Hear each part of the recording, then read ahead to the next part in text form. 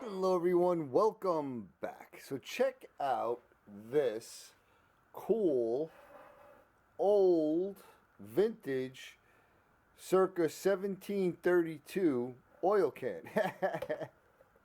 I have no idea how old it is. I actually just got this last night. It says 1 quart liquid, NYC PA approved type, looks like Q10, Lawson CINTI, maybe that's Cincinnati, 61 MINN, Minnesota maybe? I have no idea. Then in here it says fill oil, fill 2 point. Fill 2 point, right up here in the rim. So if you fill it right up to that rim, it's a quart. So when I got it, it was all oxidized, and I had a little bit of rust right here, and some oxidation on here, and around this bottom rim. Let me turn this light on. That's better. So right around here in the bottom, up here,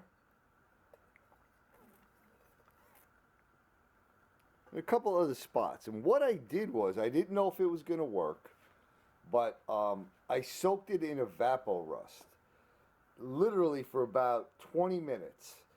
And when I took it out, I was like, holy cow, it looked great. I mean, it took off that, oxidation, I guess, if you want to call it, and all the rust was gone.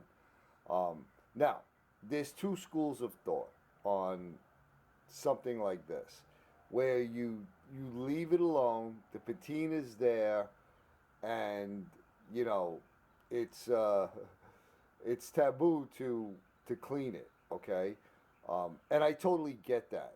There's certain things like coins and antique furniture and stuff. You don't want to clean them, like they devalue them. Okay, in this case, I wanted to get rid of the rust, and I wanted it to look all shiny because I like shiny things. So the reason why I wanted this, and I had mentioned to my buddy Mike that I was looking for one of these, and he said he had one, and he gifted it to me, was because I seem to have a problem with the fuel, putting fuel into these lanterns and stoves. I just, no matter how careful I am, I'm spilling it. Okay, so I think a lot of it is due to that they don't have, like, in a gas can you'll have like an air vent, which makes the gas pour smoothly, versus the clug clug clug clug clug. I think that's the major reason. So using something like this, you're not going to have that problem, right? Because it's basically a giant air vent. So that's what I wanted this for. I'm totally digging it. And before I got this, I was trying to come up with ways to empty fuel without it being a mess. And I had watched a video after I made this from Frank from Old Town Coleman. And Coleman, I think he said like 100 years ago, showed you how to empty fuel out of a tank. Okay? And basically what you do is you need a size 5 cork and some like fish tank tubing, 1/4 inch tubing. And you drill a hole in the cork, put the tubing in, you put it in here, and you pump it, the regular pump, and it forces all the fuel out, which I thought was a pretty awesome idea. I ordered a number 5 size cork. I had to pay like almost $3 for it because there's like no place around anywhere I could find that has corks in stock on that size.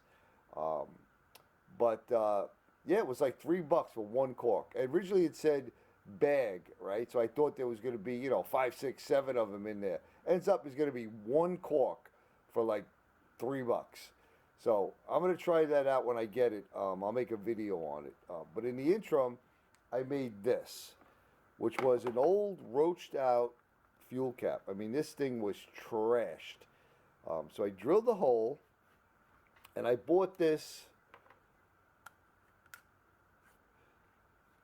from AutoZone. Now, this had a whole bottom on it where this is made for putting on top of cans. You screw them on, but it didn't fit on here. It didn't fit on a gallon one.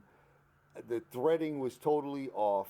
So I sanded it all down, left just enough to make a seal on the fuel cap, and I used a step drill to drill this out. And then I sanded it all down, cleaned it all up with a wire brush, heated it, and I blued it in some motor oil. So I have this like this. So I have that one. And then I also took apart a gallon fuel cap, took the child safety thing off because they annoy me, and I made one for this. So now I can pour this out without it spilling all over the place. And these are great because you can bend these and totally seal them off. All right? So, you're going to get to see the first time I am going to use this and see if it worked. All right. So we'll take our fuel cap off.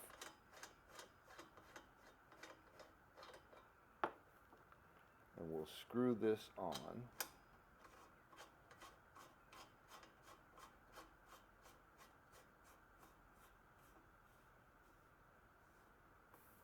I'm going to snug it down tight.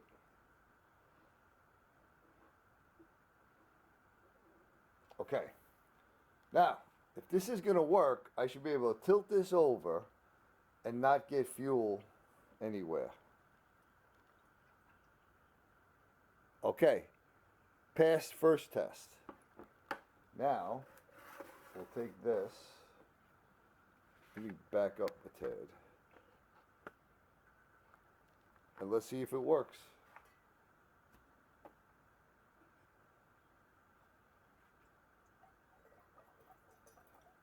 Look at that, folks. That works a treat. No fuel dripping all over. Oh yeah, that works great.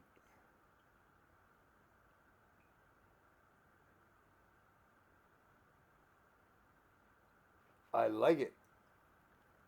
Let me get this.